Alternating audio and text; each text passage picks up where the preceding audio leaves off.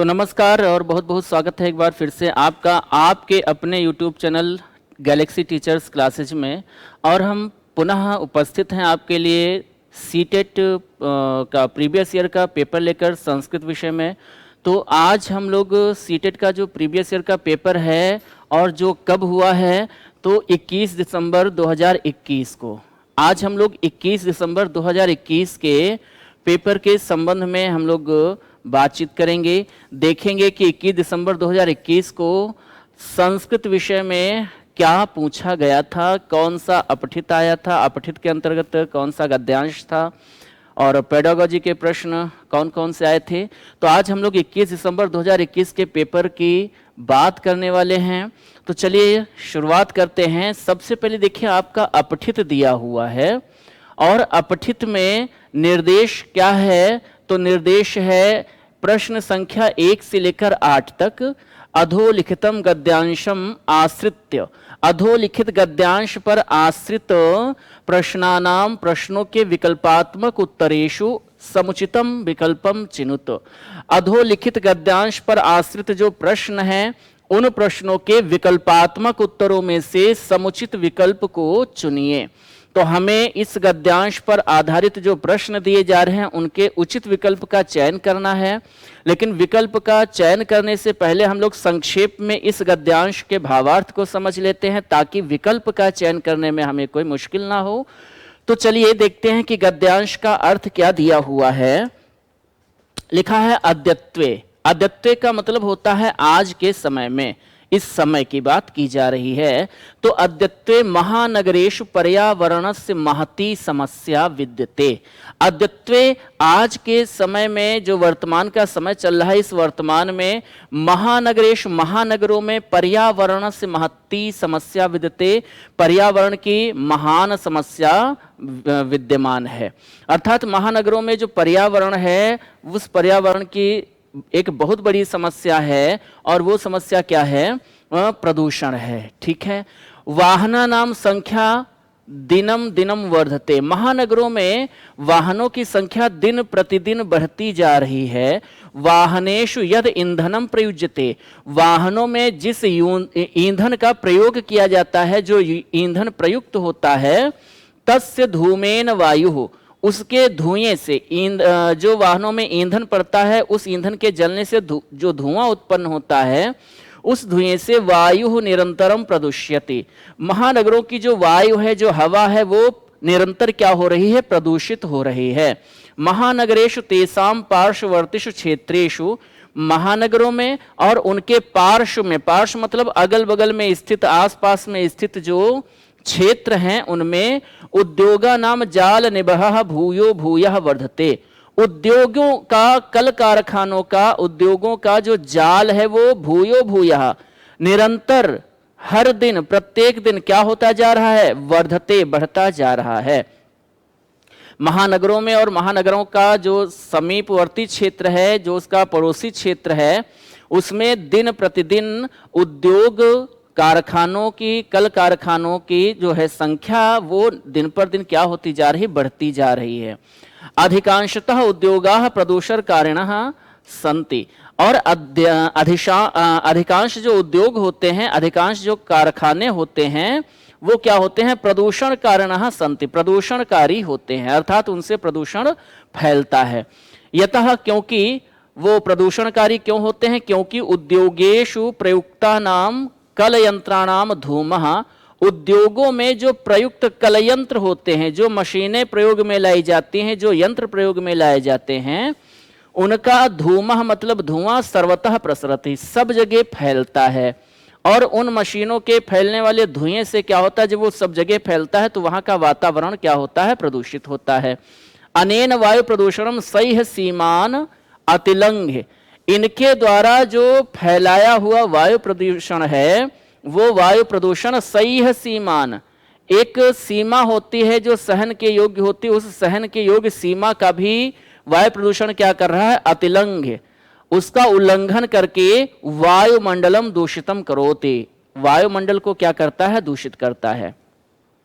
जो महानगरों में उसके पड़ोसी क्षेत्रों में उद्योग धंधे हैं, जो कल कारखाने हैं, उनमें जो मशीनें काम कर रही हैं उन मशीनों से निकलने वाला जो धुआं होता है वो क्या करता है, उस क्षेत्र की हवा को प्रदूषित करता है और प्रदूषण इतना बढ़ जाता है कि सीमा का उल्लंघन करके वायुमंडल को प्रदूषित करता है।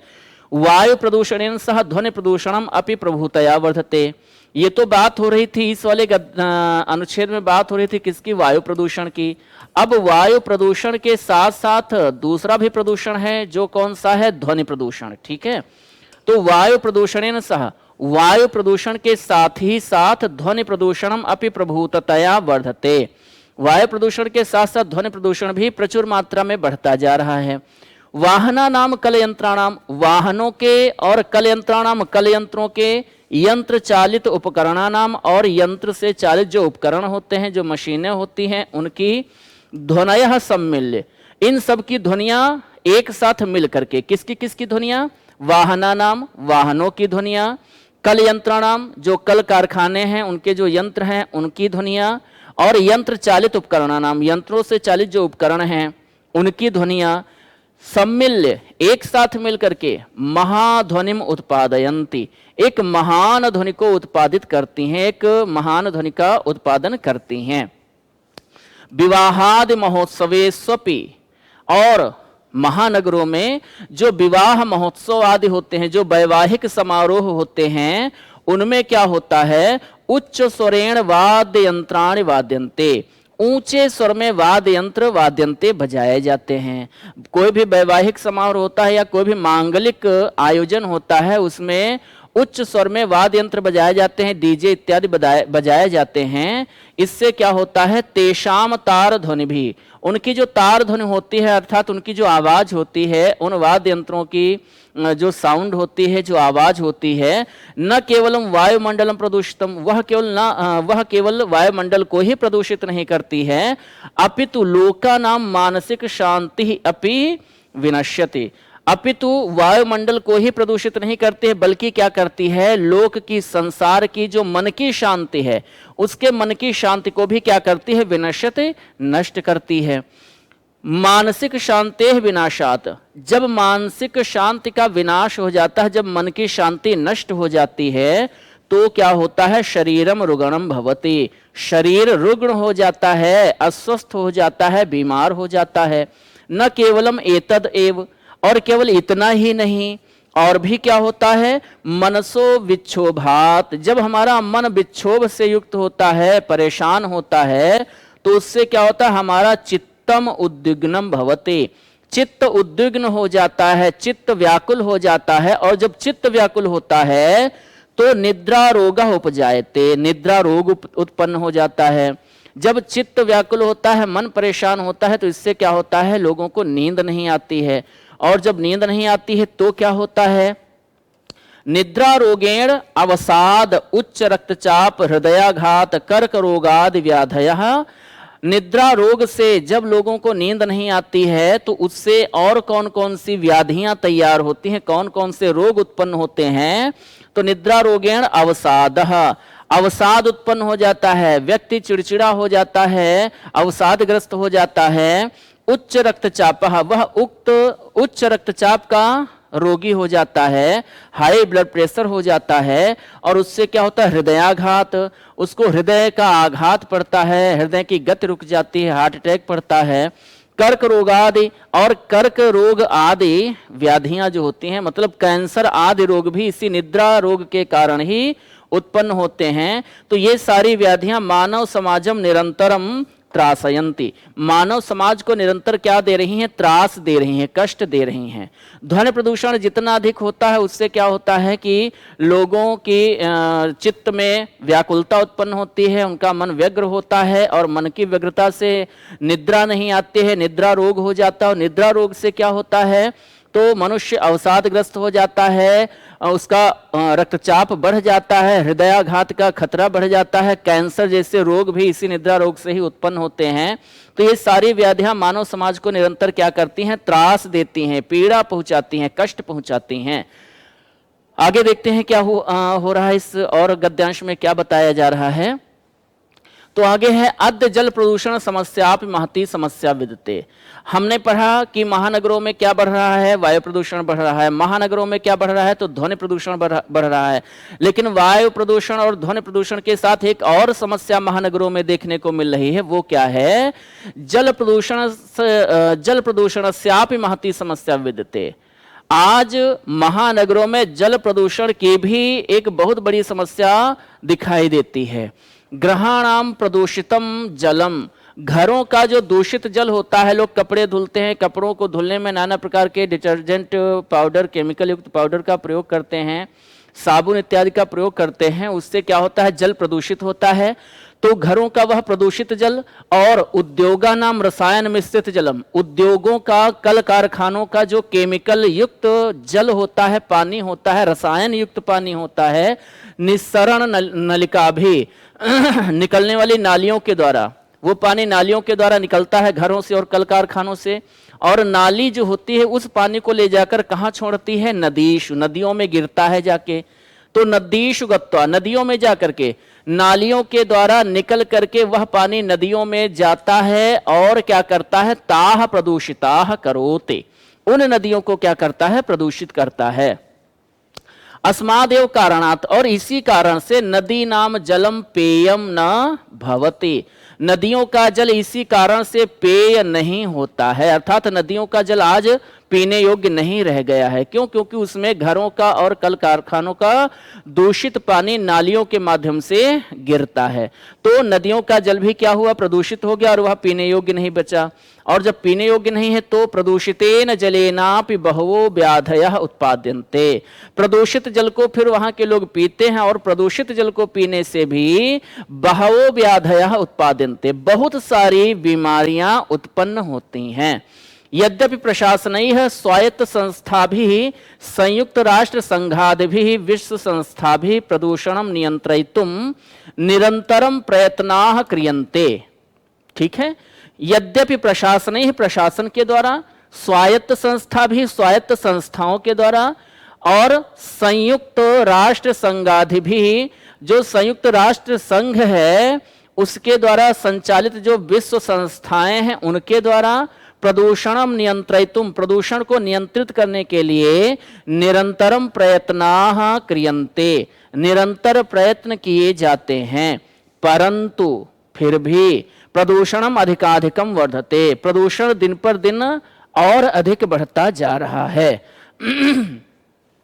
आणविक शस्त्र अस्त्राणाम, अब एक तो कल कारखानों के दूषित जल से, घर के दूषित जल से नदियों का जल दूषित हो रहा है।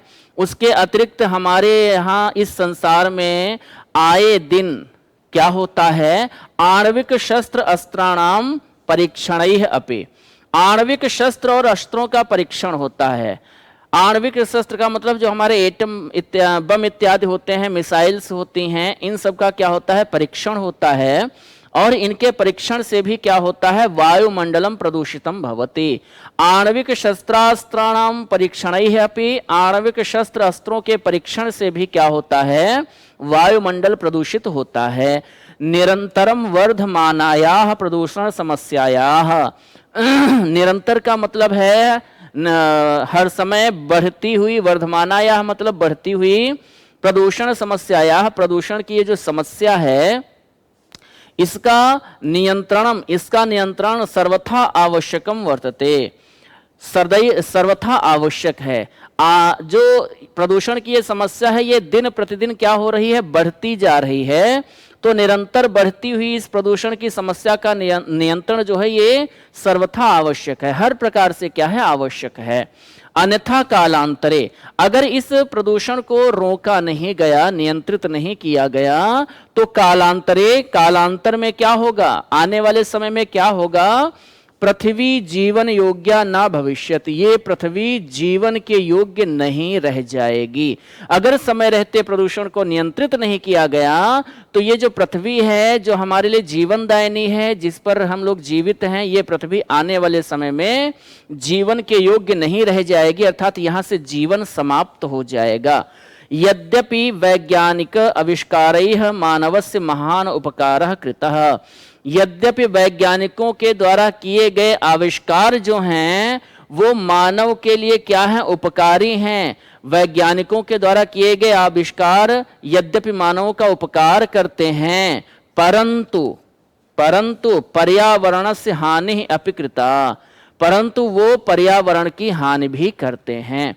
यद्यपि वैज्ञानिकों के द्वारा किए गए नित्य नवीन आविष्कार जो होते हैं मनुष्य का कल्याण करते हैं, उसके कल्याण में सहायक होते हैं, उसका उपकार करते हैं, परंतु ये जो आविष्कार हैं ये कहीं ना कहीं क्या करते हैं, पर्यावरण से हानि अपि कृता, पर्यावरण की हानि भी करते हैं।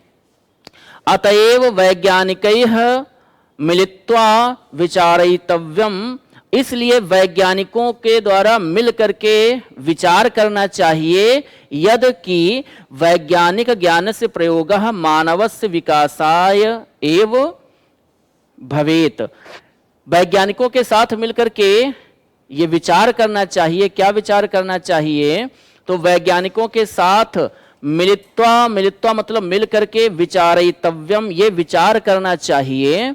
यद कि वैज्ञानिक ज्ञान से प्रयोग, जो वैज्ञानिक ज्ञान का प्रयोग है, जो हम विज्ञान का प्रयोग कर रहे हैं, वैज्ञानिक आविष्कारों का प्रयोग कर रहे हैं, वो मानवस्य विकासाय एव भवेत, वो मानव के विकास के लिए हो, न विनाशाय, ना कि मानव के विनाश के लिए हो। हम लोग इतना वैज्ञानिक उपकरणों पर निर्भर हो गए हैं, तो हमें वैज्ञानिकों के साथ मिलकर के विचार करना चाहिए कि जो भी उपकरण वैज्ञानिकों के द्वारा बनाए जा रहे हैं वो हमारे विकास के लिए हो, ना कि हमारे विनाश के लिए। और अगर इस पर हम लोगों ने विचार नहीं किया तो आने वाले समय में ये पृथ्वी जीवन लायक नहीं रह जाएगी, जीने योग्य नहीं रह जाएगी, अर्थात पृथ्वी से जीवन क्या होगा, समाप्त हो जाएगा। तो ये तो इस गद्यांश का संक्षेप में हो गया भावार्थ। अब हम देखते हैं कि पहला प्रश्न क्या है।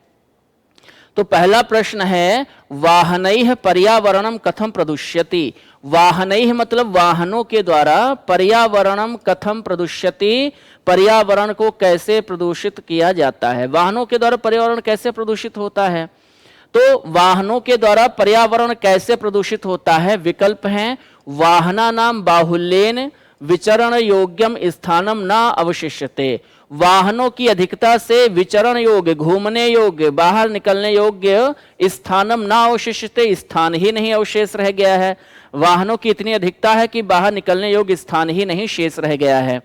तो इससे पर्यावरण के प्रदूषण का क्या मतलब है, तो ये विकल्प बहुत उचित नहीं है। वाहनेषु प्रयुक्त ईंधनस्य धूमेन वायु प्रदुष्यति, वाहनों में प्रयुक्त होने वाले ईंधन के धुएं से क्या होता है, वहां की हवा प्रदूषित होती है।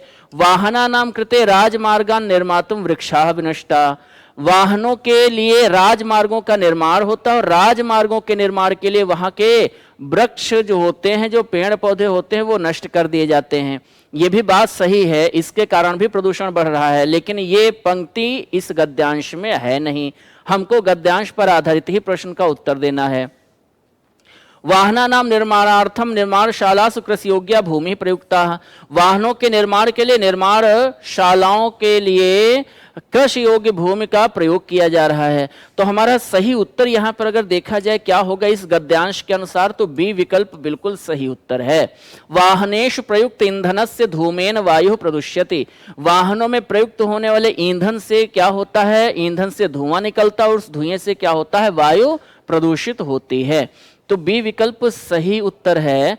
अगले प्रश्न की ओर बढ़ते हैं। अगला प्रश्न है केशाम जाल निबहो भूयो भूयः वर्धते, केशाम मतलब किसका जाल, भूयो भूयो वर्धते निरंतर बढ़ रहा है, किसका जाल निरंतर बढ़ रहा है, उद्योगा नाम उद्योग धंधों का जाल बढ़ रहा है, कारखानों का जाल बढ़ रहा है, वाहना नाम कल यंत्रा नाम या वाद्य यंत्रा नाम। तो देखिए वाद्य यंत्रों की बात तो हुई नहीं है गद्यांश में, कल यंत्रों की बात हुई है लेकिन उसके जाल की बात नहीं हुई है। वाहनों की बात हुई है लेकिन जाल की बात नहीं हुई। जाल की बात कहाँ हुई है, केवल उद्योगों के जाल की बात, कि महानगरों में और उसके सीमावर्ती क्षेत्रों में दिन प्रतिदिन निरंतर क्या हो रहा है, उद्योग धंधों का जाल बढ़ता जा रहा है। तो पहला विकल्प आपका सही उत्तर हो जाएगा। अगले प्रश्न की ओर बढ़ते हैं। अगला प्रश्न है चित्तम उद्विग्नम कस्माद भवति, चित्तम उद्विग्नम, चित्त उद्विग्न किससे होता है, चित्त की उद्विग्नता किससे संबंधित है, किससे चित्त हमारा उद्विग्न होता है? निद्रा रोगात, तो ये तो देखना पड़ेगा है सही है कि नहीं है। प्रदूषणात, अवसादात या मनसो विक्षोभात। चित्त उद्विग्न होता है किसके द्वारा? तो आपका सही उत्तर क्या है? मनसो विक्षोभात। ठीक है, देख लेते हैं सही उत्तर है कि नहीं है। तो चित्तम उद्विग्नम कस्माद भवति, चित्तम उद्विग्नम कस्माद भवति, ये देखिए कहां पर है आपका, ये लिखा हुआ है मनसो विक्षोभात चित्तम उद्विग्नम भवति, अर्थात मन के विक्षोभ से क्या होता है? तो मन के विक्षोभ से चित्त उद्विग्न होता है। तो आपका सही उत्तर क्या हो जाएगा? मनसो विक्षोभात। और चित्त की उद्विग्नता से क्या होता है? निद्रा रोग होता है। ठीक है, तो सही उत्तर क्या होगा? चलिए पुनः हम चलते हैं प्रश्न की ओर। और प्रश्न है चित्तम उद्विग्नम कस्माद भवति, तो चित्तम उद्विग्नम मनसो विक्षोभात भवति, आपका डी विकल्प सही है। और चित्त की उद्विग्नता से क्या होता है? तो निद्रा रोग होता है। ये पूछा नहीं गया इसलिए कोई मतलब नहीं है, डी विकल्प हमारा सही उत्तर हो जाएगा। अगले प्रश्न की ओर बढ़ते हैं। अगला प्रश्न है केशाम परीक्षणैः वायुमंडलम प्रदुष्यति, किसके परीक्षण से वायुमंडल प्रदूषित होता है? किसके परीक्षण से वायुमंडल प्रदूषित होता है? नूतन वैज्ञानिक प्रयोगानाम, नए नए वैज्ञानिक प्रयोगों से वायुमंडल प्रदूषित होता है। यंत्र निर्माणानाम, या यंत्रों के निर्माण से वायुमंडल प्रदूषित होता है। वैज्ञानिक आविष्कारानाम, या वैज्ञानिक आविष्कारों से वायुमंडल प्रदूषित होता है। या आणविक शस्त्राणाम, आणविक शस्त्रों के द्वारा जो है वायु प्रदूषण होता है। तो आपका केशाम परीक्षण है, किसके परीक्षण से वायुमंडल प्रदूषित होता है? तो गद्यांश में लिखा हुआ था कि आणविक शस्त्र अस्त्रों के परीक्षण के द्वारा वायुमंडल क्या होता है? प्रदूषित होता है। ए विकल्प आपका सही उत्तर हो जाएगा। ठीक है, आगे बढ़ते हैं अगले प्रश्न की ओर। और अगला प्रश्न है रोगाः इत्यस्य अर्थे कः शब्दः प्रयुक्तः। रोग इस अर्थ में, रोगाः बहुवचन है, अर्थात रोगों के संबंध में इस गद्यांश में कौन सा पद, कौन सा शब्द प्रयुक्त हुआ है? रोगाः इत्यस्य अर्थे, रोगाः इस अर्थ में कः शब्दः प्रयुक्तः, कौन सा शब्द प्रयुक्त हुआ है? तो संतापाः, क्या संताप का प्रयोग हुआ है? प्रदूषण कारणः इसका। या रुग्णाः, तो रुग्णाः का मतलब होता है रोगी, रुग्ण एक वचन होता है, रुग्णाः बहुवचन है तो रोगी बहुवचन में हो जाएगा। और रोगः का मतलब है रोग, तो सही उत्तर क्या हो जाएगा? यहां पर आपका सही उत्तर है व्याधयः। रोगाः इत्यस्य अर्थे कः शब्दः प्रयुक्तः? रोगाः इत्यस्य अर्थे व्याधयः शब्दः प्रयुक्तः। किस शब्द का प्रयोग हुआ है? व्याधयः शब्द का प्रयोग हुआ है, मतलब व्याधि शब्द का प्रयोग हुआ है। अगला प्रश्न है उद्विग्नम इत्यस्मिन् पदे कः प्रत्ययः, अर्थात उद्विग्न इस पद में कौन सा प्रत्यय है? तो उद्विग्नम में क्या ग्नम प्रत्यय है, या ग्न प्रत्यय है, या न प्रत्यय है, या अक्त प्रत्यय है? देखिए ये प्रत्यय तो हमने कभी पढ़े नहीं, इनका तो हमने कभी नाम भी नहीं सुना है, इसलिए ये तो होंगे नहीं। एक ही विकल्प यहाँ पर है जो सही है, वो क्या है? अक्त प्रत्यय। ठीक है, उद्विग्न में कौन सा प्रत्यय है? तो अक्त प्रत्यय का उदाहरण है उद्विग्न। अगले प्रश्न की बात करते हैं। तो अगला प्रश्न हमारा है निम्नलिखितेषु कर्मवाच्यस्य प्रयोगः कः। निम्नलिखित में से कर्मवाच्य का प्रयोग कौन सा है? उपजायते है, विनश्यते है, उत्पादनते है, या त्रासयन्ते है। अब इसको भी देखना पड़ेगा गद्यांश में चल करके कि कर्मवाच्य के संदर्भ में कौन सा पद प्रयुक्त हुआ है। पहले तो संक्षेप में समझ लें कि कर्मवाच्य होता क्या है। कर्मवाच्य में कर्म की प्रधानता होती है। कर्म क्या होता है? कर्मवाच्य में प्रधान होता है। और यहाँ पर जो कर्ता होता है, कर्ता में विभक्ति कौन सी लगती है? तृतीया। और कर्म में विभक्ति कौन सी लगती है? प्रथमा। और इसके साथ साथ ही जो क्रिया होती है, क्रिया कर्म के अनुसार रहती है। किसके अनुसार? कर्म के अनुसार। और साथ ही साथ क्रिया रहती है आत्मने पद की। किस पद की रहती है? आत्मने पद की। कर्मवाच्य में कर्म की प्रधानता होती है, कर्मवाच्य का जो कर्ता होता है, कर्ता में तृतीया विभक्ति का प्रयोग किया जाता है और कर्म में प्रथमा विभक्ति का प्रयोग किया जाता है। क्रिया कर्म के अनुसार आत्मनेपद की प्रयुक्त होती है।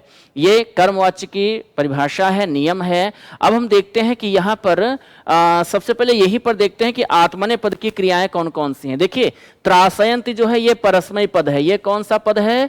परस्मयी पद। ठीक है, तो ये तो होगा नहीं। विनश्यति ये भी क्या है? परस्मय पद है। लट लकार प्रथम पुरुष एक वचन और ये लट लकार प्रथम पुरुष बहुवचन, तो ये परस्मय पद है और परस्मय पद की क्रिया कर्मवाच्य में होती नहीं है। किसकी होती है? आत्मनेपद पद की। आत्मनेपद पद की दो क्रियाएं हैं, एक कौन सी? उपजायते और एक कौन सी? उत्पाद्यन्ते। तो देखते हैं कि किसका प्रयोग हुआ है कर्मवाच्य के संदर्भ में। चलते हैं, देखते हैं सही उत्तर क्या हो जाएगा। तो उत्पाद्यन्ते कहां पर आया है? तो उत्पादनते शब्द ढूंढते हैं कहां पर आया है। दूषितम करोते लोकानाम, है ना। ये देखिए एन निद्रा रोगा उपजायते, जिसके द्वारा निद्रा रोग, अच्छा निद्रा उद्रेगात कर्करो त्रासयन्ते, उपजायते जो है ये तो मिला, और क्या है? उत्पाद्यन्ते, ये है, ये है आपका उत्पाद्यन्ते। ठीक है, जलेन अपि बहवो व्याधयः उत्पाद्यन्ते, जल के द्वारा बहुत सारी व्याधियों को उत्पन्न किया जाता है। आपका उत्पाद्यन्ते सही उत्तर हो जाएगा। उत्पादनते सही उत्तर हो जाएगा। ठीक है, और देखते हैं, पुनः चलते हैं प्रश्न में। तो प्रश्न है हमारा निम्नलिखितेषु कर्मवाच्य से प्रयोगः कहा। निम्नलिखित में से कर्मवाच्य का प्रयोग क्या है? तो क्या हो जाएगा? उत्पाद्यन्ते। ठीक है, बी विकल्प सही उत्तर हो जाएगा। आगे बढ़ते हैं और अगला प्रश्न देखते हैं कि सही क्या होगा उत्तर इसमें। पातुम योग्यम, पातुम योग्यम का मतलब है पीने योग्य। पातुम योग्यम का मतलब क्या है? पीने योग्य। और पीने योग्य इत्यस्मिन् अर्थे, इस अर्थ में गद्यांशे कह शब्द प्रयुक्त। गद्यांश में कौन सा शब्द प्रयुक्त हुआ है? तो पातुम योग्यम इत्यस्मिन् अर्थे गद्यांशे कह शब्द प्रयुक्त। पातुम योग्यम पीने योग्य, इस अर्थ में गद्यांश में प्रयुक्त होने वाला शब्द कौन सा है? पेयम। पहला विकल्प सही हो जाएगा। और पेयम जो ये पा धातु से यत प्रत्यय का विधान करने पर बना है, और यत प्रत्यय का प्रयोग हम किस अर्थ में करते हैं? योग्य के अर्थ में। ठीक है, और इसके द्वारा बने हुए पद जो होते हैं वो क्या होते हैं? विशेषण होते हैं। हम लोग यत प्रत्यय पढ़ चुके हैं, एक बार आपको वीडियो मिल जाएगी तो देख लीजिएगा, है ना। तो पातुम योग्यम इत्यस्मिन् अर्थे गद्यांशे कह शब्द प्रयुक्त। पातुम योग्यम इत्यस्मिन् अर्थे गद्यांशे पेयम इति शब्द प्रयुक्त। ठीक है, ए विकल्प सही उत्तर हो जाएगा। आगे बढ़ते हैं तो देखिए पहला गद्यांश जो था उससे संबंधित हमको 8 प्रश्न दिए गए थे और वो 8वां प्रश्न हम लोगों ने हल कर लिए हैं। आगे बढ़ते हैं तो अब हम अगले गद्यांश की बात करेंगे। अगला गद्यांश है हमारा अधोलिखितम गद्यांशम पठित्वा तदाधारित प्रश्नानाम उत्तरम समुचित विकल्पम चित्वा लिखत। यहाँ भी निर्देश दिया है कि पहले आप गद्यांश को पढ़िए, तत्पश्चात उस पर आधारित जो प्रश्न हैं उनके विकल्पात्मक उत्तर दिए हुए हैं, उनमें से उचित विकल्प चुन करके लिखिए। और प्रश्न संख्या कहाँ से लेकर कहाँ तक है? 9 से लेकर 15 तक। 8 प्रश्न हम वहाँ देख चुके हैं, अब प्रश्न संख्या 9 से लेकर 15 तक, अर्थात 7 प्रश्नों को हम लोग यहाँ पर देखेंगे। तो सबसे पहले तो हम इस गद्यांश के भावार्थ को समझ लेते हैं। प्राचीन कालात एवं भारतवर्षे इक्ष्वाकु नामा, प्राचीन काल से ही भारतवर्ष में इक्ष्वाकु नाम के चक्रवर्ती सम्राट आसीत, चक्रवर्ती सम्राट थे। प्राचीन काल में, प्राचीन काल की बात है, पुराने समय की बात है कि भारत में इक्ष्वाकु नाम के चक्रवर्ती सम्राट थे। सह न्याय प्रिय आसीत, और वो जो इक्ष्वाकु नाम के चक्रवर्ती सम्राट थे, कैसे सम्राट थे? चक्रवर्ती। वो कैसे थे? तो सह न्याय प्रिय आसीत, वो बड़े न्याय प्रिय थे। तस्य न्याय प्रियतायाः, उनकी न्याय प्रियता की कीर्ति विश्वस्मिन् भुवने प्रसृता बभूव। उनकी न्यायशीलता की, न्याय प्रियता की जो कीर्ति थी, जो यश था, वो इस पूरे संसार में फैला हुआ था। लोका नाम समस्याः श्रोतुम, लोक की संसार की समस्या को सुनने के लिए सह प्रतिदिनम राजसभाम अकरोत, वह प्रतिदिन राजसभा करते थे। लोगों की या संसार की समस्या को सुनने के लिए इक्ष्वाकु नाम के जो राजा थे वो क्या करते थे, प्रत्येक दिन राजसभा लगाते थे, राजसभा करते थे। तस्याम राजसभायाम सह प्रजा जनानाम विवादान अपि अश्रुणोत निर्णयम च अकरोत। और उस राजसभा में, जो राजसभा लगती थी, जो दरबार लगता था, उस दरबार में, उस राजसभा में सह मतलब वह राजा प्रजा जनानाम, प्रजा के लोगों के विवादान अपि अश्रुणोत, विवादों को भी सुनते थे और विवादों को सुनने के साथ साथ निर्णयम च अकरोत, निर्णय भी करते थे, न्याय भी करते थे। एकस्मिन दिवसे, एक दिन की बात है। क्या बात है? द्वे स्त्रियों, दो स्त्रियां तस्य सभायाम समागते। एक दिन की बात है कि दो स्त्रियां उनकी सभा में आती हैं, और जब वो दोनों स्त्रियां आती हैं, सम्राटः आदेशम प्राप्य, तो सम्राट का आदेश पाकर के, जब उनका क्रम आता है, अपने क्रम के अनुसार सम्राट के सामने पहुंचती हैं और अपनी समस्या सुनाती हैं, तो सम्राट के आदेश के अनुसार एका महिला अवदत, एक महिला बोलती है। क्या बोलती है? स्वामिन, हे स्वामी, हे राजन, सप्तदिनेभ्यः पूर्वम, 7 दिन पहले की बात है। सप्तदिनेभ्यः पूर्वम, 7 दिन पहले की बात है। क्या बात है? अहम गंगा तटे स्नानम अकरोत, 7 दिन पहले की बात है राजन कि मैं गंगा के तट पे स्नान कर रही थी। मैं गंगा के तट पर स्नान कर रही थी। स्नानात पूर्वम, और स्नान करने से पहले अहम स्वपुत्र शिशुम, मैंने अपने पुत्र को, अपने बच्चे को, मैं 7 दिन पहले की घटना है कि मैं गंगा के तट पर स्नान कर रही थी, और स्नान करने से पहले मैंने अपने बच्चे को, अपने शिशु को, अपने बालक को गंगा तटे एव अस्वापयम, अपने बालक को गंगा के तट पर ही सुला दिया था, और उसको सुलाने के बाद मैं स्नान करने के लिए गंगा में प्रवेश कर गई थी। स्नानम कृत्वा, स्नान करके, यदा अहम पुनः तटे समागता, जब मैं पुनः तट पर पहुंची, स्नान करके जब मैं पुनः तट पर पहुंची, मया दृष्टम, तो मेरे द्वारा देखा गया, यत मम शिशु तत्र न आसीत, तो मैंने देखा कि मेरा बच्चा वहां पर नहीं है।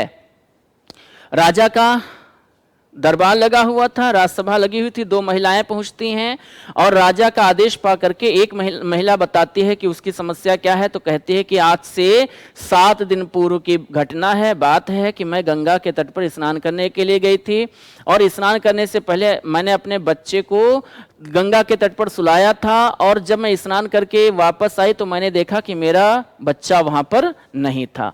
तस्माद दिवसादेव, और उस दिन से ही शोकाकुला अहम, शोकाकुल होकर के, दुखी होकर के मैं स्वपुत्रम अन्वेष्टुम प्रतिदिनम नदी तटे व्यचरम, उसी दिन से शोकाकुल होकर के, दुखी होकर के मैं अपने बच्चे को अन्वेष्टुम मतलब ढूंढने के लिए, स्वपुत्रम अन्वेष्टुम, मैं अपने पुत्र को ढूंढने के लिए प्रतिदिनम नदी तटे व्यचरम, प्रत्येक दिन नदी के तट पर विचरण करने लगी। अर्थात मैं प्रत्येक दिन जा रही हूं, नदी के तट पर विचरण कर रही हूं कि हो सकता मेरा पुत्र मुझे मिल जाए।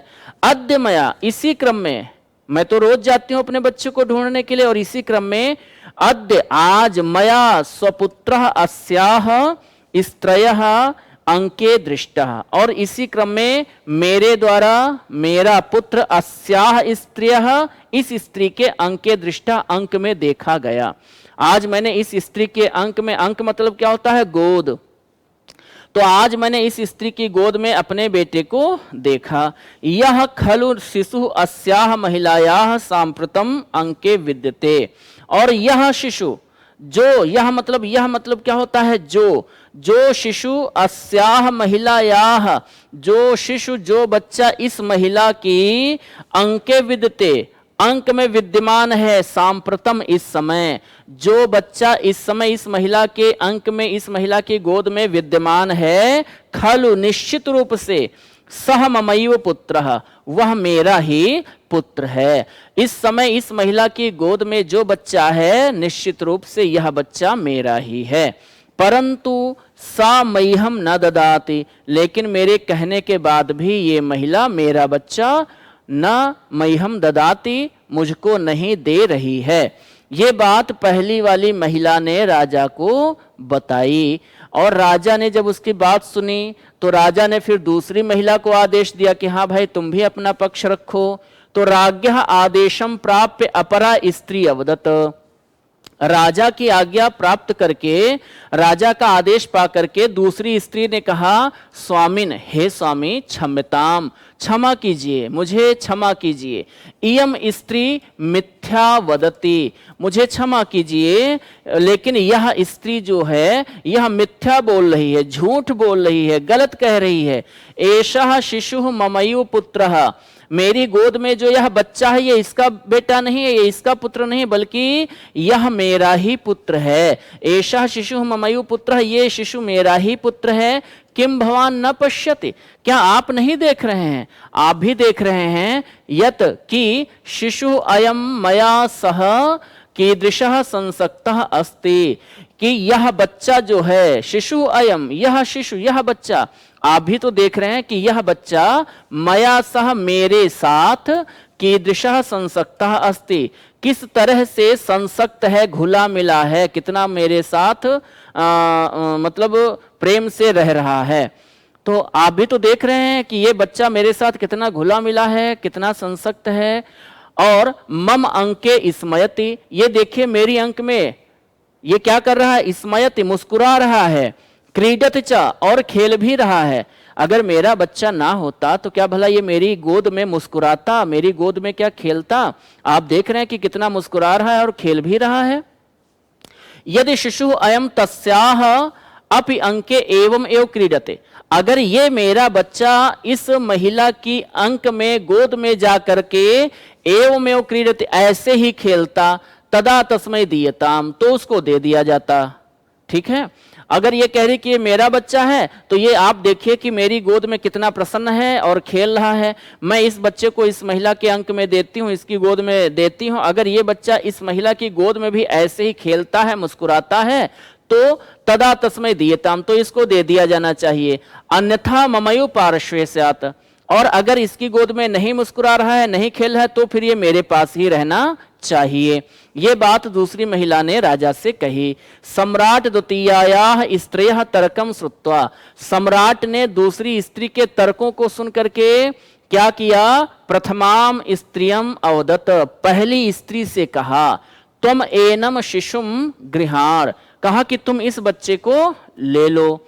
यदि एषः शिशु तव सकाशम प्रसन्नतया आगच्छति, यदि ये बच्चा तव सकाशम, तो मतलब तुम्हारे, सकाशम मतलब पास में, अगर ये बच्चा तुम्हारे पास प्रसन्नतया आगच्छति, प्रसन्नता से आ जाता है, तुम इसकी गोद से इस बच्चे को लो, और अगर ये बच्चा तुम्हारे पास प्रसन्नता से हंसते हुए आ जाता है, तदा मन से यद एषः तव पुत्रः, तो माना जाएगा कि यद एषः, की एषः मतलब यह तव पुत्रः, तुम्हारा ही पुत्र है। जितनी प्रसन्नता से इसकी गोद में खेल रहा है, तुम इसको लीजिए, और अगर तुम्हारी गोद में ये मुस्कुराते हुए आ रहा है, प्रसन्न रह रहा है, तो मान लिया जाएगा कि ये तुम्हारा ही बच्चा है। राज्ञः आज्ञाम गृहीत्वा, राजा की आज्ञा को ग्रहण करके, द्वितीयायाः स्त्रयो अंकात शिशुम प्राप्तुम अयतत, राजा की आज्ञा को ग्रहण करके द्वितीयायाः स्त्रयो अंकात, दूसरी स्त्री के अंक से शिशुम प्राप्तुम अयतत, शिशु को प्राप्त करने का, बच्चे को लेने का, अयतत मतलब प्रयास किया। किसने किया? पहली महिला ने। राजा की आज्ञा को धारण करके, राजा की आज्ञा को प्राप्त करके पहली महिला ने दूसरी महिला की गोदी से बच्चे को लेने का प्रयास किया। परंतु लेकिन शिशु तस्याह सकाशम न अगच्छत, लेकिन बच्चा उसके पास नहीं गया। राजा प्रथमाम स्त्रियम अकथयत, राजा ने पहली स्त्री से कहा, क्या कहा?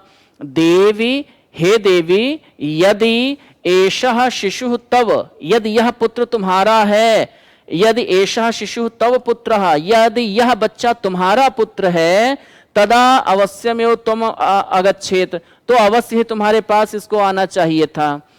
अगर ये बच्चा तुम्हारा पुत्र है तो तुमने जब इसको अपनी गोद में लेने का प्रयास किया तो इसको अवश्य तुम्हारे पास आ जाना चाहिए था, लेकिन ये नहीं आया। और जब नहीं आया तो एनम द्वितीयायै स्त्रियै एवं ददामि, तो फिर इसको दूसरी स्त्री को ही दे दो। अगर तुम्हारा पुत्र होता तो तुम्हारे पास ये आ जाता, और तुम्हारे पास नहीं आया है तो इसका मतलब है कि ये बेटा तुम्हारा नहीं है, ये बेटा उस दूसरी स्त्री का है, इसलिए उसको ही ये पुत्र दे देना चाहिए। प्रथमा स्त्री रुदती अवदत, पहली स्त्री ने रोते हुए कहा, राजन नैषः न्यायः। नैषः में दो शब्द हैं, न धन एषः। क्या क्या है? ना धन एषः, ना माने नहीं, एषः मतलब यह। राजा की बात को सुनकर के पहली स्त्री रोने लगी। क्या कहने लगी कि राजन नैषः न्यायः, ये आपका न्याय नहीं है। अहम सत्यम वदामि, अहम सत्यम वदामि, मैं सत्य कह रही हूं, मैं मिथ्या नहीं बोल रही हूं, मैं सत्य कह रही हूं। एषः ममैव पुत्रः, यह मेरा ही पुत्र है, ये बच्चा मेरा ही पुत्र है। अल्पवयाः अयम शिशुः, इस बच्चे की अल्प वय है। अल्प वय मतलब कम अवस्था है, ये बच्चा भी कितना छोटा है, अल्पायु का है, कम अवस्था का है। अतः एतेषु दिवसेषु, और इतने दिनों से, कितने दिनों से? तो अभी हम लोग शुरू में पढ़ के चले आ रहे हैं कि 7 दिन पहले की घटना है, तो 7 दिन हो गए हैं, अपनी माँ से अलग है, और बच्चे की अवस्था ही अभी क्या है, छोटा सा बच्चा है। तो एतेषु दिवसेषु माम विस्मृतवान, ये 7 दिनों से इस महिला के पास है, तो इतने दिनों में इसने मुझे क्या किया है, विस्मृत कर दिया है, इसके द्वारा मुझे भुला दिया गया है। और मुझे भुला दिया गया है तो क्या हुआ, राजा संशय आगच्छत, उसकी बात को सुनकर के राजा संशय में आ गए, राजा भी संदेह में आ गए, राजा को भी संदेह होने लगा। राजा ने विचार किया, अवदत और कहा, मन्ने एषः शिशु उभयो एव वर्तते। राजा ने कहा कि अब पहली महिला कह रही है, जो पहली महिला है वो कह रही कि नहीं मेरा ही बच्चा है, बस ये हुआ है कि इतने दिन से ये हमारे पास नहीं है, इसकी कम अवस्था है, तो जिसकी गोद में है उसी को अपनी माँ समझ रहा है, लेकिन है मेरा ही बच्चा, मुझे पहचान नहीं पा रहा है, इसने मुझको भुला दिया है, इसलिए ऐसा हो रहा है कि मेरे पास आ नहीं रहा है। और दूसरी महिला कह रही कि नहीं मेरा ही बच्चा है, क्योंकि मेरे पास ये प्रसन्न है, हंस रहा है, खेल रहा है। उन दोनों के तर्कों को सुन करके राजा ने विचार किया, राजा संदेह में आ गए, संशय में आ गए कि अब क्या होना चाहिए। अंततः राजा ने विचार किया और अवदत कहा क्या कहा, मन्ने एषः शिशु उभयो एव वर्तते, मतलब ये बच्चा तुम दोनों का है, तुम भी अपनी बात कह रही हो कि ये मेरा है और तुम वो कह रही कि मेरा है, तो ये बच्चा, इसका मतलब ये हुआ कि तुम दोनों का है। और जब तुम दोनों का है, अतएव इसलिए प्रत्येकम अर्धम अर्धम गृहाण, इसलिए तुम दोनों एक काम करो, इस बच्चे को आधा आधा ले लो, तुम दोनों इस बच्चे को आधा आधा बांट लो। एतद निर्णयम कृत्वा सह राजपुरुषान, ऐसा निर्णय करके राजा ने राजपुरुषों को शिशोह द्वे शकले कर्तुम आदिदेश, ऐसा विचार करके कि जब दोनों कह रहे हैं कि ये मेरा है तो फिर दोनों आधा आधा बांट लो, और ऐसा निर्णय करके राजा ने राजपुरुषों को, जो वहां पर उनके सैनिक थे, राजपुरुष थे, उनको शिशोह द्वे सकले कर्तुम आदिदेश, बच्चे को 2 टुकड़ों में करने का आदेश दे दिया। सर्वे सभासदः राज्ञः निर्णयम श्रुत्वा, और सारे वहां पर बैठे हुए जो सभासद थे, जो पार्षद थे, जो मंत्री थे, वे राजा के निर्णय को सुनकर के आश्चर्यचकिताः अभवन, आश्चर्यचकित हो गए कि ये कैसा निर्णय राजा ने सुनाया है, ये कैसा निर्णय राजा ने किया है। तो सभी वहां पर उपस्थित जो सभासद थे, जो मंत्री थे, पार्षद थे, वे राजा के इस निर्णय को सुनकर के क्या हुए, आश्चर्यचकित हो गए। और इसके आगे का कथानक यह है कि फिर पहली महिला जब बच्चे के टुकड़े करने का समय आता है तो पहली महिला रोते हुए कहते हैं कि मेरे बच्चे को मारिए मत, भले ही मुझे ना मिले, लेकिन मैं चाहती हूँ कि मेरा पुत्र जीवित रहे, इस संसार में बना रहे, तो भले ही मुझे ना मिले लेकिन इसको आप काटिए मत, 2 टुकड़ों में मत बांटिए, दूसरी महिला को ही दे दीजिए, मैं इसको देख करके ही, दूर से ही देखकर प्रसन्न रहूंगी। और उसकी इस बात को सुनकर के फिर राजा विश्वास कर लेते हैं कि ये पहली महिला का ही बेटा है, और उसको फिर वो बेटा दे दिया जाता है। तो ये कथानक हो गया, इसका भावार्थ हो गया संक्षेप में। अब हम बढ़ते हैं इसके प्रश्नों की ओर। और देखते हैं पहला प्रश्न क्या है। तो पहला प्रश्न है, इक्ष्वाकुः कीदृशः सम्राट आसीत्। जो इक्ष्वाकु थे वो किस प्रकार के सम्राट थे? विद्वान सम्राट थे, शक्तिशाली थे, कीर्तिप्रिय थे या चक्रवर्ती थे? तो गद्यांश की पहली पंक्ति में ही आपने देखा होगा, लिखा हुआ था इक्ष्वाकुः चक्रवर्ती सम्राट आसीत्। इक्ष्वाक जो थे कैसे सम्राट थे? चक्रवर्ती सम्राट थे। अगले प्रश्न की ओर बढ़ते हैं। अगला प्रश्न है, राजा प्रतिदिनम किमर्थम राजसभाम अकरोत। राजा प्रतिदिन किस लिए राजसभा करते थे, किस लिए अपना दरबार लगाते थे? राज व्यवस्थाम सुदृढ़ाम कर्तुम, अपनी राज व्यवस्था को सुदृढ़ करने के लिए, मजबूत करने के लिए राजसभा लगाते थे। लोका नाम समस्या विवादान च श्रोतुम, संसार की, अपनी प्रजा की, अपने राज्य की समस्याओं को और विवादों को सुनने के लिए राजसभा लगाते थे। राजस्य समस्या ज्ञातुम या मंत्रणम मंत्रणाम श्रोतुम, मंत्रियों की मंत्रणा सुनने के लिए। तो इस गद्यांश में जो सही विकल्प है गद्यांश के आधार पर वो क्या है? लोका नाम समस्या विवादान च श्रोतुम, लोक की, संसार की समस्या को और उसके विवादों को सुनने के लिए। एक बार देख भी लेते हैं कि सही उत्तर क्या होगा।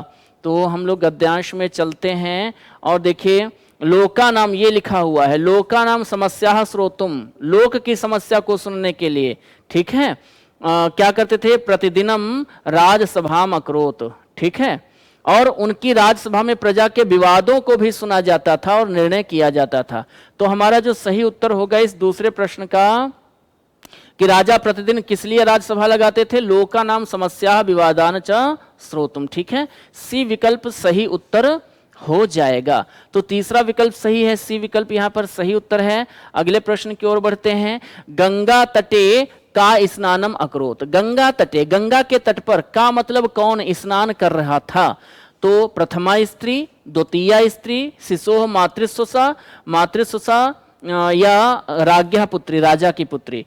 तो हमें पता है कि गंगा तट के तट पर कौन स्नान कर रहा था? पहली वाली स्त्री। ए विकल्प सही उत्तर हो जाएगा। अगले प्रश्न की ओर बढ़ते हैं। अगला प्रश्न क्या है? तो अगला प्रश्न है, यदा शिशु प्रथमायाः स्त्रयः सकाशम। यदा मतलब जब, शिशु मतलब बच्चा, बालक, प्रथमायाः स्त्रयः सकाशम न आगच्छत, जब बच्चा पहली स्त्री के पास नहीं गया, तदा साकम तर्क दत्तवती, तो उसने क्या तर्क दिया? जब बच्चा पहली वाली स्त्री के पास नहीं गया तो उस स्त्री ने तर्क क्या दिया? तो उसने तर्क दिया, द्वितीयायाः स्त्रयः संसर्गात् स मातरम विस्मृतवान। दूसरी स्त्री के संसर्ग से, दूसरी स्त्री के साथ से उसने माता को भुला दिया। जन्म सम्मर्दे शिशु चकितः अभवत्। अच्छा, जन्म नहीं, यहाँ जन सम्मर्दे होगा, है ना? जन सम्मर्दे, लोगों की, सम्मर्द मतलब भीड़, लोगों की भीड़ से बच्चा चकित हो गया है। द्वितीयायाः स्त्रयः लालनात् शिशु मातरम विस्मृतवान। दूसरी स्त्री के पालन पोषण से, उसके लालन से, लालन मतलब दुलार प्यार से क्या हुआ है? बच्चे ने माता को भुला दिया। या अल्प वय करणात् शिशु मातरम विस्मृतवान, अल्प अवस्था होने के कारण, अल्प वय होने के कारण बच्चे ने माता को भुला दिया है। तो आपका सही उत्तर जो यहां पर है वो क्या है? ए है। उस पहली स्त्री ने कहा था कि ये बच्चा अभी अल्प वय है और इतने दिनों से इस स्त्री के पास है, इसलिए अल्प वय होने के कारण इसने हमको भुला दिया है। तो ए विकल्प सही उत्तर हो जाएगा। आगे बढ़ते हैं अगले प्रश्न की ओर। अनवेष्टुम इत्यस्मिन् पदे कः प्रत्ययः। आपसे पूछा जा रहा है कि अनवेष्टुम इत्यस्मिन् पदे अर्थात इस पद में कः प्रत्यय, कौन सा प्रत्यय है? अनवेष्टुम में कौन सा प्रत्यय है? तो आपको पता है, हम लोग जब प्रत्यय पढ़ रहे थे हमने बात की थी कि जहां पर अंत में तुम का स्वर सुनाई दे, तुम की ध्वनि सुनाई दे, या तुम की ध्वनि सुनाई दे, या धुम की ध्वनि सुनाई दे, वहां पर प्रत्यय क्या होता है? बोलिए, तुमुन प्रत्यय होता है। तो यहाँ पर देखिए अनवेष्टुम में क्या सुनाई दे रहा है? तुम सुनाई दे रहा है, इसलिए प्रत्यय कौन सा हो जाएगा? तुमुन। ठीक है। और दूसरी बात यह है कि देखिए, इष्टुम कोई प्रत्यय होता नहीं है, कमुन कोई प्रत्यय होता नहीं, तुम कोई प्रत्यय होता नहीं है, तो फिर एक ही विकल्प शेष है आपके सामने, कौन सा? तुमुन। यहां पर आपका बी विकल्प सही उत्तर हो जाएगा। आगे बढ़ते हैं, अगले प्रश्न की बात करते हैं। प्राप्य इत्यस्मिन् पदे कः प्रत्ययः। प्राप्य, प्राप्य इत्यस्मिन् पदे, इस पद में कः प्रत्ययः, कौन सा प्रत्यय है? प्राप्य इस पद में कौन सा प्रत्यय है? तो क्या य प्रत्यय है या फिर न्यत प्रत्यय है या फिर यत प्रत्यय है या फिर ल्यप प्रत्यय है? तो प्राप्य में प्र उपसर्ग है और आप धातु है और प्रत्यय कौन सा है? ल्यप है। ल्यप प्रत्यय की पहचान क्या होती है? या शेष रहता है और धातु से पहले क्या होता है? उपसर्ग होता है। तो यहां पर हमारा जो सही उत्तर हो जाएगा वो क्या हो जाएगा? ल्यप प्रत्यय। ठीक है, आगे बढ़ते हैं और देखते हैं अगला प्रश्न क्या है। तो अगला प्रश्न है अस्मिन काले। अस्मिन काले मतलब इस काल में। इत्यस्मिन अर्थे गद्यांशे कः शब्दः प्रयुक्तः। अस्मिन काले इस अर्थ में इस गद्यांश में कौन सा शब्द प्रयुक्त हुआ है? तो अस्मिन काले का मतलब है इस समय। अस्मिन काले का मतलब क्या है? इस समय। और इस अर्थ में कौन सा शब्द प्रयुक्त हुआ है? प्रतिदिनम नहीं, विश्वस्मिन नहीं, पूर्वम नहीं, बल्कि कौन सा पद प्रयुक्त हुआ है? सांप्रतम। अस्मिन काले मतलब इस काल में, मतलब इस समय में। इस समय, इस अर्थ में, इस गद्यांश में कौन सा पद प्रयुक्त हुआ है? कौन सा शब्द प्रयुक्त हुआ है? तो सांप्रतम का प्रयोग किया गया है। डी विकल्प हमारा बिल्कुल सही उत्तर हो जाएगा। और इस तरह से ये हमने 15 प्रश्न देखे अपठित पर आधारित, और इन 15 प्रश्नों के साथ हमारा जो अपठित वाला भाग था 21 दिसंबर 2021 का सीटेट में पूछा हुआ ये पेपर, आया हुआ ये पेपर, और किस तारीख का है? 21 दिसंबर 2021 का। उसमें जो अपठित वाला भाग था हमारा, जिसमें 2 गद्यांश थे, उनका हम लोगों ने अध्ययन किया, उनके भावार्थ को समझा, तत्पश्चात उस पर आधारित प्रश्नों को हम लोगों ने देखा। और अब हम इसके आगे का जो हमारा भाग है पेडागोजी वाला, जिस पर आधारित हमारे 15 प्रश्न हैं, उस भाग को हम अगली क्लास में लेकर आपके सामने उपस्थित होंगे। तो ये श्रृंखला आपको कैसी लग रही है? और निश्चित रूप से ये आपकी सफलता में 4 चांद लगाएगी। आप लोग हमारे साथ ऐसे ही बने रहिए, सहयोग करते रहिए, तो हम आपके लिए ऐसे ही नित्य प्रति महत्वपूर्ण जो हमारे क्वेश्चन पेपर हैं उनको लेकर उपस्थित होते रहेंगे। तो ये क्लास कैसी लगी कमेंट करके जरूर बताइएगा, और हम पुनः मिलेंगे अगली क्लास के साथ, इस पेपर का जो हमारा अगला भाग है पेडागोजी वाला, उसके साथ। तब तक अपना ध्यान रखिएगा और पढ़ते रहिए। बहुत बहुत धन्यवाद।